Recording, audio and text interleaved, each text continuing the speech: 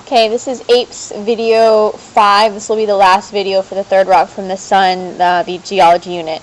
This is all about the economics of minerals and mining. So it's really how humans use the resources that we've been talking about, the rocks and the volcanoes and all that kind of stuff. And it's really, it's not complicated. It's really straight memorization. So make sure you guys are going through and reading these slides carefully. Jotting it down, summarizing it, making a table, whatever works for you. Figure out some way to make sure that you're memorizing all this. So the way that we use this stuff, we mine for it. We mine for the minerals, we mine for the rock, for the different types of minerals to different levels, depending on how valuable they are to us. But in general, ore is economically exploitable, meaning that it's valuable to us. Okay, so in the Earth's crust, most of the valuable metals are as follows. Aluminum has the highest percentage, iron is definitely up there, and then the rest of them have smaller and smaller percentages. Gold has the smallest of the most valuable metals that we have, hence the value of that.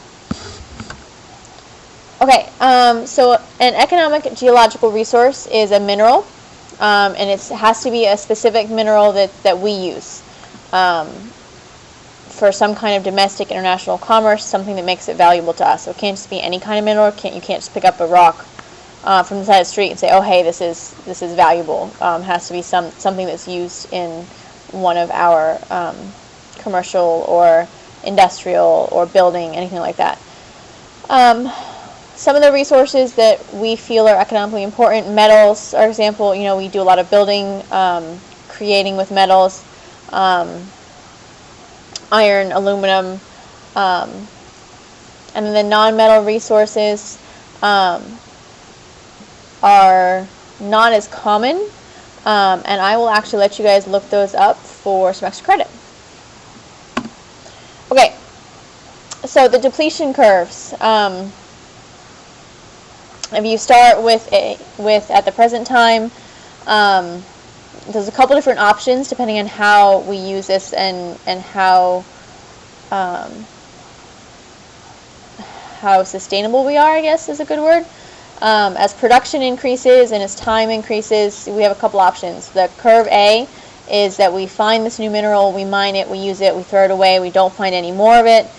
So at some point, we'll reach the point where we're not finding any more, and we're still using it a lot. So that means that the price is going to go up, and therefore the demand increase, but the supply will decrease until that crashes.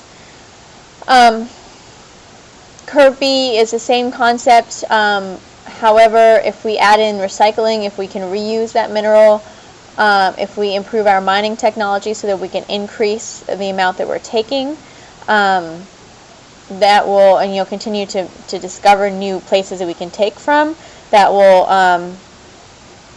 have a less steep curve, and that will create more use for that mineral. And then curve C, the last one, is the same thing taken even to the next level. If we can really almost 100% reuse and recycle, which we can in a few mineral ores, that will help to make sure that we don't hit that crash and burn thing that happened in curve A. Okay, so the non-renewable reserves are as follows. You guys can look through this and kind of figure out what's going on. Looking at the demand and the source for each different mineral and how much we are using. And again, I don't know that you would necessarily need to memorize all this, but I would at least be familiar with it, and be able to recognize, name a couple, know the general places that humans are mining for ores, stuff like that. Okay, so the steps. How do we find and obtain mineral resources? First step is prospecting. We have to look for where they occur in the natural world, because none of these at this point, or very few of them, are man-made. Once we find it, then we explore, we make a mine, and we develop that mine. Figure out whether we can actually get the ore in an economical way. If it's too expensive to mine it and take it out of the ground and purify it, then we're not going to make any money on it, and it's not worth it. So we have to make sure that we can do that economically. Then comes the actual mining, where we actually extract it. After the mining is called the beneficiation, and that's where we separate it from the stuff we don't want. Smelting and refining is extracting the pure commodity, the pure mineral, from the ore, and the ore is just the general, like if you're mining for gold, you're going to pull up a whole bunch of gold, but it's going to be inside and around and threaded through a whole bunch of other rock and gravel and dirt and all kind of stuff. So the whole mining, beneficiation, smelting, and refining is pulling the gold out of the rest of the useless rock. Transportation is carrying that commodity, for example, the gold, to the market, and then marketing and sales would be to find buyers and sell that commodity. Okay, it's an economic activity. The decision as to whether or not to mine a specific ore is an analysis, pure and simple. It's the cost-to-benefit ratio and the risks. So, risks are included in the cost, the risk to human life and health. The risks more and more to the environment are being taken into consideration. The financial cost, and then the financial, and you can even consider the industrial or the benefit to humans from whatever that mineral is. What are we going to build from it, and how will that be used? So you have the tangible, which is the dollar profit, the money, and then the intangible is, like I just described, stimulate the economy, where are we going to use it, and then from the risk of environmental damage. Okay, so the prospecting part is where people get paid a whole lot of money to figure out where oil or natural gas is, where some of the metals are. They apply their knowledge. This is where a lot of geologists have jobs, is applying what they know of the geology of the world to find those reserves. They use remote sensing techniques, satellite imagery, seismic reflection, magnetic reflection, gravitational field, all of that stuff to detect different structures, geological structures, and those are useful in finding the reserves. They make maps of the rock types and geological structures, 3D pictures of the same containing the ores, and then they get samples for analysis. See how much of that ore, or how much of that mineral is contained in that ore. Okay. So next, once they have the sample of the ore, they're going to look at the size, the shape, and the grade. So the grade of the ore is essentially their scale for what percentage of the valuable mineral is inside that ore. Is it high grade, meaning there's a lot of the mineral in the ore, or is it low grade, meaning there's not a lot of mineral in the ore? And it's all based on mass. You can drill a core, which is like a straight shot down. They tend to be pretty expensive, but they can tell you how far down the ore extends, and that will give you an estimate of the mass. So they essentially are using that to figure out not only what grade of ore it is, but how big is that reserve of ore. How much are you going to be able to pull out of the ground? Because if it's, the size of a person, then that's not much. But if it's the size of a football field or bigger, then now we may be getting somewhere, depending on what it is. Okay, so then they design a plan. Has to be profitable. If it's not profitable, why would you do it? So what's the appropriate mining technique is the first step, but definitely not all of it. What's the startup, the capital, the transportation, labor, what, if any, governmental regulations are there in order to drill or dig or blast in that area. More and more they're having to mitigate environmental damage, so they're having to replace and repair any damage they do to the environment, because let's face it, it's mining for minerals is not a environmentally friendly occupation. There's a lot of waste, and they're for sure just going to mess up the way the environment looks, if nothing else. And then there's strategies for making it profitable, the mineral profitable. Okay, so the different types of mining to actually extract the ore. And the surface mining is exactly what it sounds like, scoop it off the surface of the earth. Super cheap, really safe, but it makes the environment look like a disaster because they have to destroy a whole big area to pick up the ore. Underground mining, you're using shafts, so to dig down and get stuff. That's where you see like the coal miners, where they're digging tunnels and stuff. Very, very expensive. A whole lot more dangerous for a lot of reasons. They could have break-ins, collapses that squish them, or run out of oxygen, carbon monoxide, and other dangerous gases build up when they're down in the shaft, stuff like that. But there is a lot less environmental damage because you're only digging a hole straight down, and that's about it.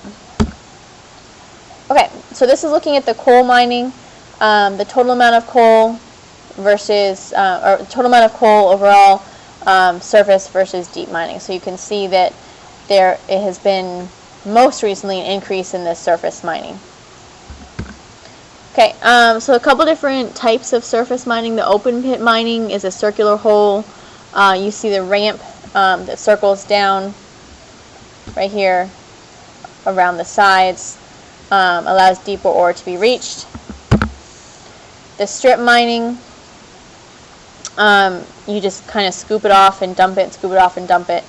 The economics depend on the stripping ratio. And again, this is a large area of land, especially if you're looking for coal and bauxite. Huge, look at it, huge environmental impact. Just totally strips whatever surface you are dealing with. So mitigation costs are very high. Mountaintop removal is the same. You literally drive a machine up the side of the mountain, chop off the top, and that exposes the ore and you remove it. So huge environmental impact, but very safe and relatively inexpensive. Underground mining is kind of old-fashioned seeming, really. It's being done less and less because it's so dangerous and not worth it. The environmental conditions are the ones that determine what configuration, what shape, and how you build your tunnels. But if you take a look at this here, this would be like the map of a underground mining facility, where they would be using all these different steps to actually pull the ore and remove it. Okay, so issues. Safety first. U.S. has adopted very, very specific and very detailed regulations that's helped to reduce the fatalities of mining, both for total deaths per year and then deaths per person hour worked. So overall, the safety is improving in the U.S. Health problems, I already talked about a lot of these. The collapse of the mine, fires were a big deal, asphyxiation, I talked about. What I haven't really talked about is that I can't even say that. This one right here, guys. From inhaling the coal dust, the asbestosis, asbestos fibers, silicosis, same thing, silicate dust. The heavy metal poisoning, if they get a lot of mercury, either inhaled or exposed to, that becomes a problem. And then radiation exposure in some minerals like uranium is a problem. Okay, so the environmental damage leaves great big holes.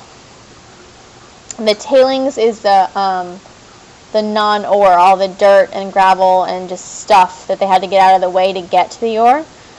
So lots and lots of piles of stuff that they leave around that they don't need. Accidental or purposeful draining of rivers and lakes to get to stuff. So this really messes with a lot of freshwater resources, messes with the groundwater. Obviously a loss of topsoil, which is where all the nutrients and all the good stuff for the plants grow, if they're strip mining stuff.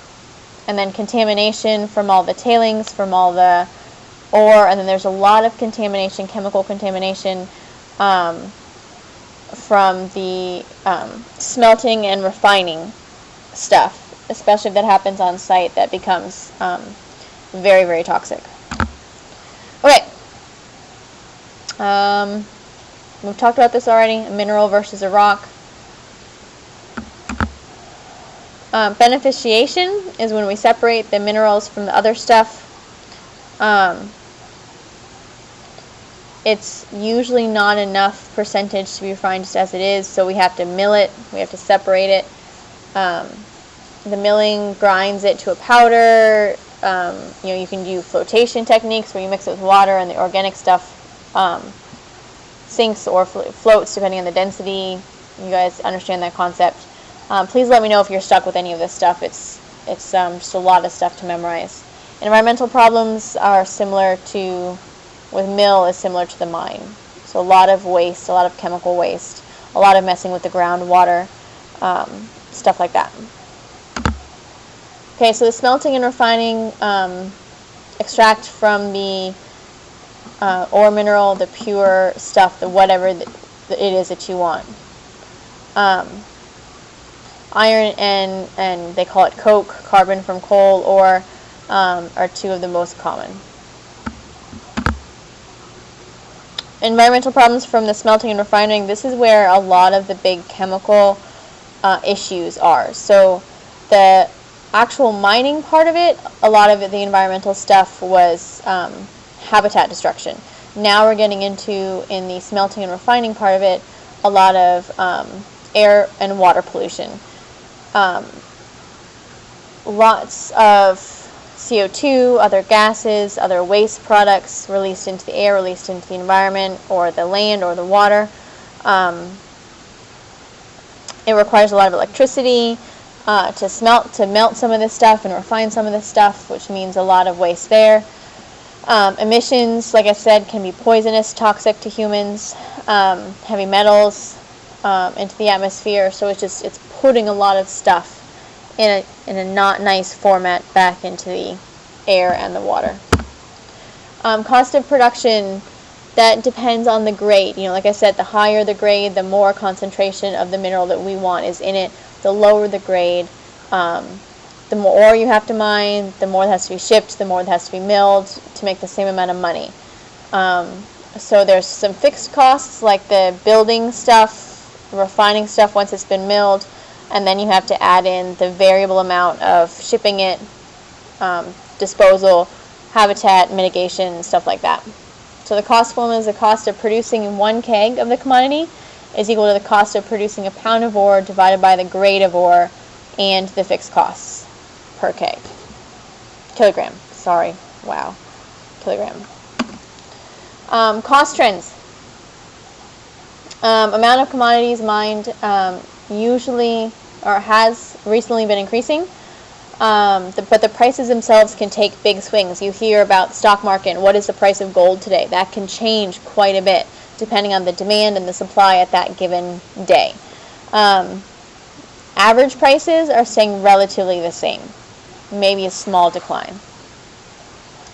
Ore grades have all decreased because our milling technology has gotten